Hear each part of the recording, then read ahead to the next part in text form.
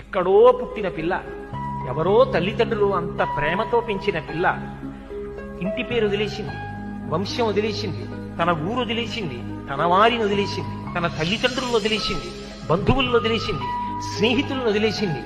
ముక్కు ముఖం తెలియని నా కొడుకు చిటికిన వేలు పట్టుకుని నా ఇంటికి వచ్చింది. తాను మరణ సదృశమైన వేదన పొంది ప్రసవాన్ని పొందింది. నేను తాతనయ్యానని తాను పొంగిపోతాను. నా వంశాన్ని నిలబెట్టింది. మా మామగారు బాగుండాలని కోరుకుంది, మా అత్తగారు బాగుండాలని కోరుకుంది. తాను నోము చేస్తే, వ్రతం చేస్తే నా భర్త దీర్ఘాయుష్మంతుడు కావాలని అడిగింది.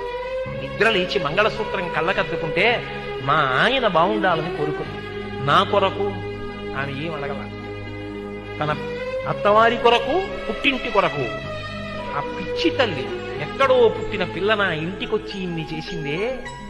ఆ పిల్లగా నాకెక్కువ, నా కొడుకు ఎక్కువ అంటే ఆ పిల్లే నాకు ఎక్కువ, నా కోడలే ఎక్కువ. అందుకే నా తండ్రి నీకు మామ, నా అన్న నీకు బావ, తండ్రితో సమానం. నా తమ్ముడు నీకు మరిది. ఇప్పుడే పుట్టకపోయినా నీకు 2 ఏళ్ల తర్వాత కొడుకు పుట్టినా నీకు కొడుకున్న దాంతో సమానం. ఇదిగొచ్చిన కొడుకుతో సమానం. మా అమ్మకి కొడుకెంతో నీకు మరిదంతే, నీకు కొడుకుతో సమానం.